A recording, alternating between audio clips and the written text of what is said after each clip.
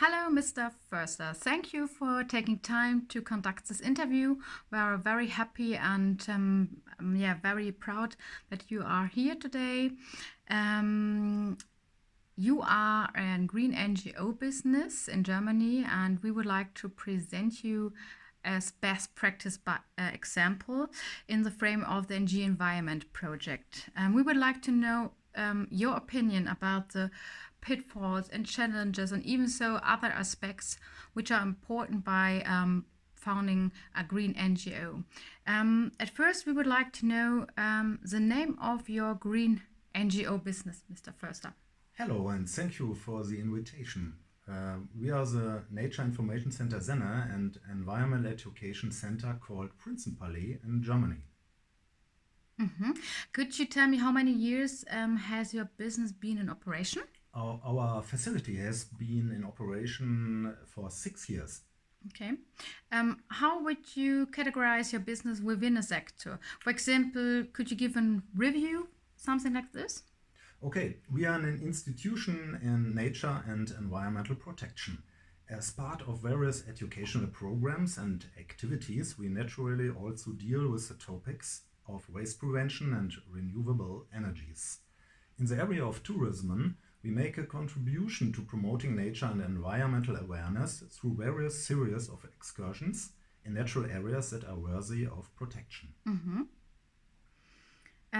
Could you provide a brief overview of your organization, the area you operate in, your processes and products, etc.?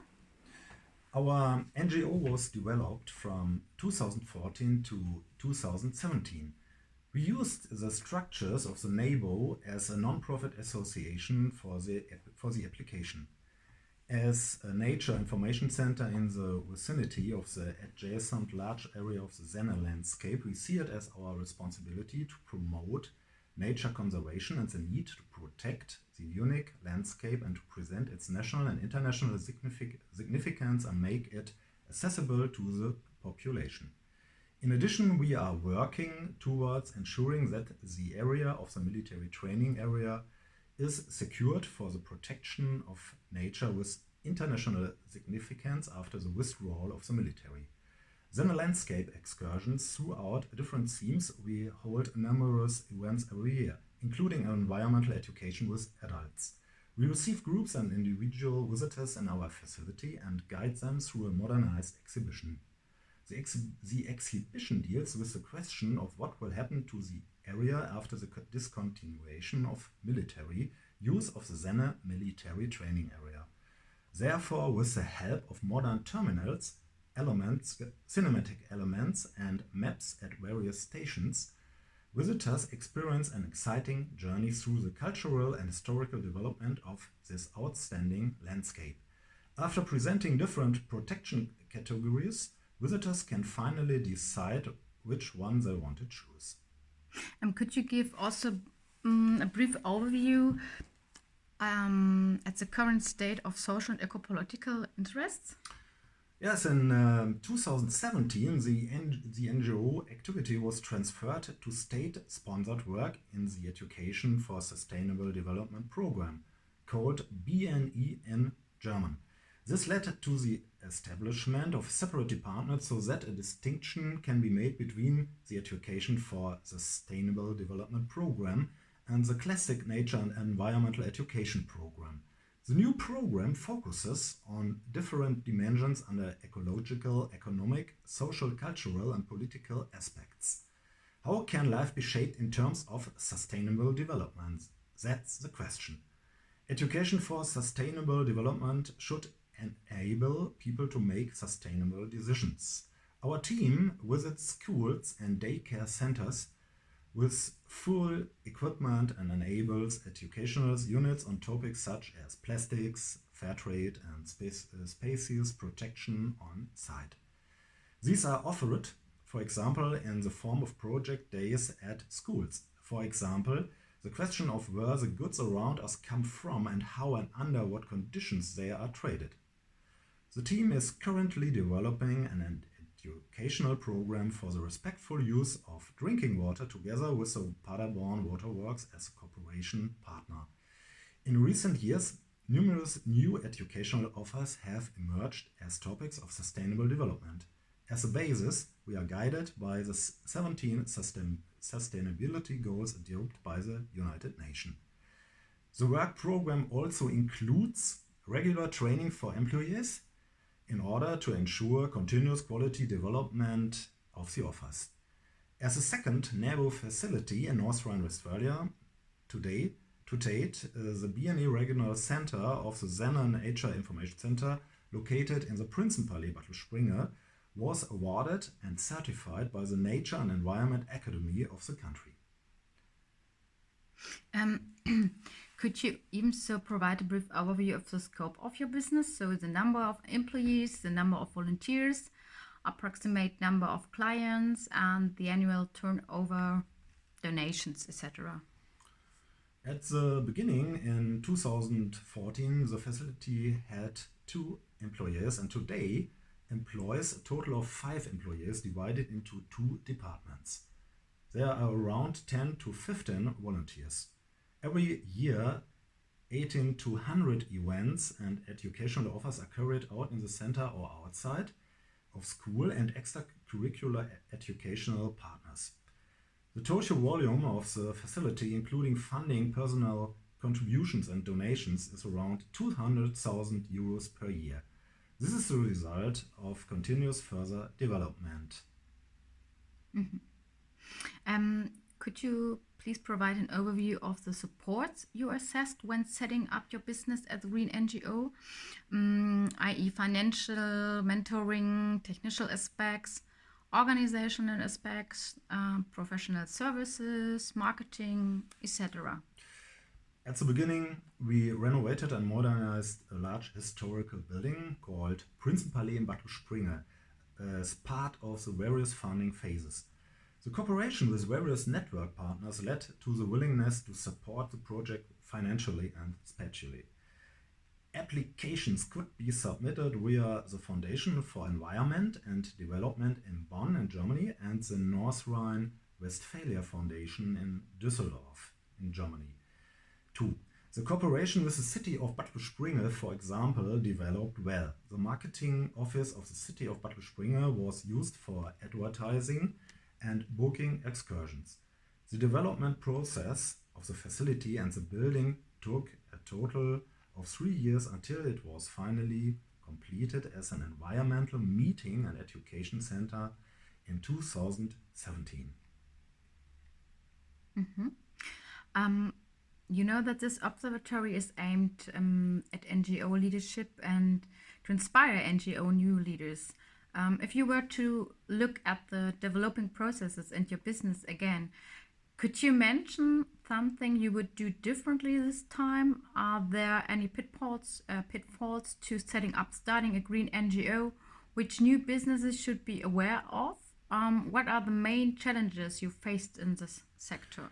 As you can see, a larger company or institution can be developed with the possibilities of an NGO. The process of NGO development is an exciting undertaking. How does an idea become a project? As a rule, this does not happen alone, but with other partners and idea providers. These are then cooperation partners if they want. An application can usually only be submitted to a foundation or a state funding authority if the applicant is a non-profit association or a non-profit company form. The institutions mentioned must pursue charitable goals. What to do if the applicant is an individual? Here it is worthwhile to look for an association that fits the project idea or to found an association or a non-profit company with other partners. Then an application is developed. The application is therefore usually directed to a foundation that is supposed to provide the necessary funding. However, depending on the purpose of the funding, it can also be a state funding area. The project concept is developed with the application. The concept contains information about goals, target groups, activities, and which results and effects are to be achieved. Then a financial plan is drawn up. But numerous errors can arise here even in the initial phase. the financial plan provides information about the cost of the project, its financing, and the planned disbursement rates for the funds in the event of a positive funding decision. The planned activities should be controlled by setting up a schedule. Are there other donors of funds? How can these funds flow in? How high should the stock of our own funds be to cover part of the total costs? Let's take a classic financial case as an example. The applicant calculates the total cost of 100,000 euros for his project.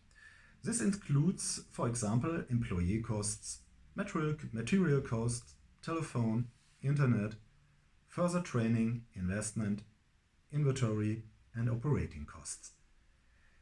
80% of the sum is funded through a foundation.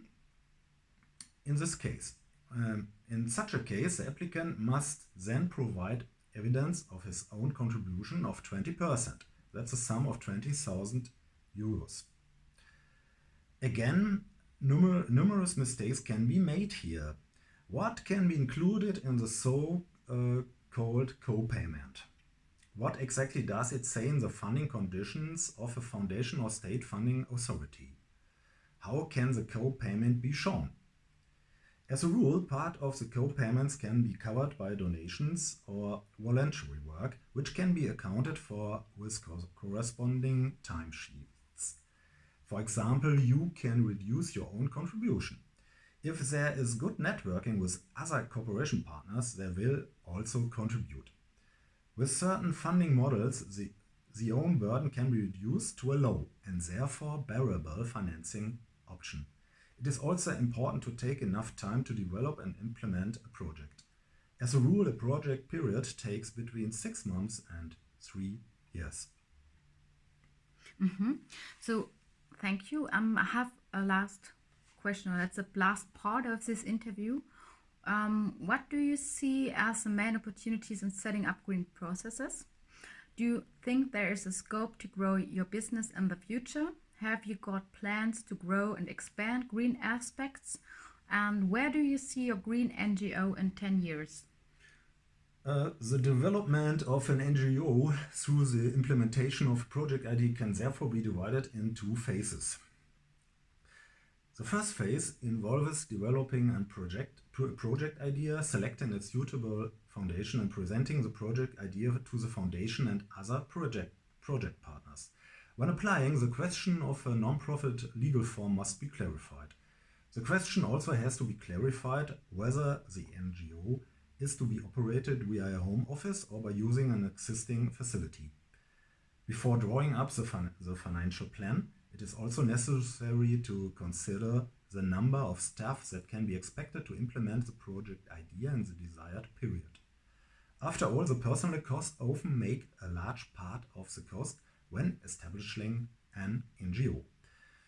After the funding has been approved, the second phase begins. An organizational structure can now be set according to the approved financial plan. As a rule, 2 to 3 employees work on different tasks according to their qualifications. A position plan with salary levels and a description of the task is usually included with the funding application. In order to keep the administrative effort as low as possible, it is advisable to use a payroll office which handles the billing of salaries. This keeps the administrative effort low. Depending on the term, proof of intermediate use be created. The financial plan must be carried out permanently.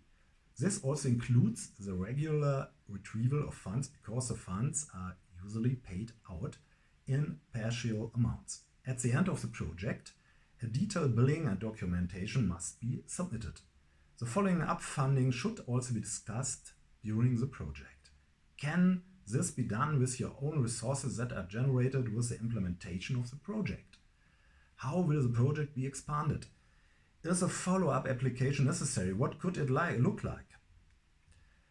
The non-government organizations make an important contribution to making the general public aware of issues And relating to development cooperation, here we also see ourselves in our role as pioneers for a social ecological transformation of society. If more companies were willing to support NGOs, many small ideas could become large projects.